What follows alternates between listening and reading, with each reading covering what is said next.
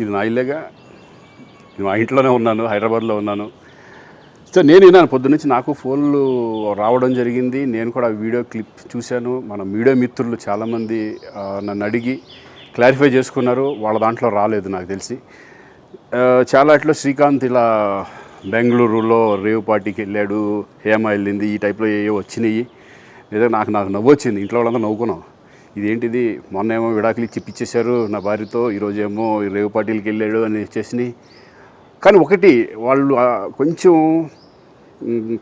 తొందరపడ్డంలో ఇది లేదనిపించింది. ఎందుకంటే వాడెవడో, అతను ఎవరో కానీ కొంచెం నాలాగా ఉన్నాడు. వాడు కొంచెం ఇలా కప్పుకొని, అది గెడ్డం ఉంది, బట్ ఇప్పుడు గెడ్డం నాకు లేదు అని, బట్ గెడ్డంతో నేను షాక్ అయ్యాను. ఇదేంటిది నాలాగా ఉన్నాడు ఏంటి అని నేనే షాక్ అయ్యాను.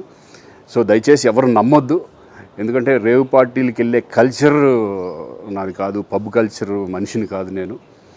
ఒక్కోసారి బర్త్డే పార్టీలకి వెళ్తాం, ఒకవేళ తెలియకుండా ఏదైనా వెళ్ళినా ఒక హాఫ్ అన్ అవర్ నుండి వచ్చేస్తాం తప్పితే అటువంటి ఏమీ లేదు. రేవ్ పార్టీ ఎలా ఉంటుందో కూడా నాకు తెలియదు.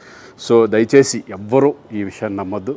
హ్యాపీగా నేను హైదరాబాద్లో ఉన్నాను, మా ఇంట్లోనే. ఇప్పుడు మా ఇంట్లో నుంచే నేను ఇది చేస్తున్నాను. సో దయచేసి మీడియా మిత్రులందరికీ కూడా నేను చెప్పేది ఏంటంటే, ఏ విషయం కరెక్ట్గా తెలుసుకోకుండా మీరు కూడా థంబ్నెయిల్స్ పెట్టేసేసి, నా బొమ్మ వేసేసి రేవ్ పార్టీలో పట్టుబడ్డ శ్రీకాంత్ ఈ టైప్లో వేస్తున్నారు. కాబట్టి దయచేసి ఎవరు నమ్మొద్దు. అది అతను అలాగా ఉన్నాడు అనే ఒక విషయంలో మీరు పొరపాటు పడి ఉంటారని నేను అనుకుంటున్నాను. దయచేసి అది నేను కాదు. Thank you. ఇటువంటివన్నీ కూడా నిజంగా కొంతమంది, వాళ్ళందరికీ నిజంగా థ్యాంక్స్ చెప్పుకుంటున్నాను నేను. కొంతమంది మీడియా మిత్రులు నాకు డైరెక్ట్గా తెలుసు కాబట్టి, వాళ్ళ ఫ్రెండ్స్ లాగా నన్ను ఇచ్చేస్తారు కాబట్టి, వాళ్ళందరూ నన్ను డైరెక్ట్గా అడగడం, నేను చూసి ఇద్దరు నవ్వుకోవడం, వాళ్ళు వాళ్ళ దాంట్లో వేయకుండా చూశారు కొంతమంది. వాళ్ళందరూ కూడా నేను థ్యాంక్స్ చెప్పుకుంటున్నాను. దయచేసి ఇవన్నీ నమ్మొద్దు.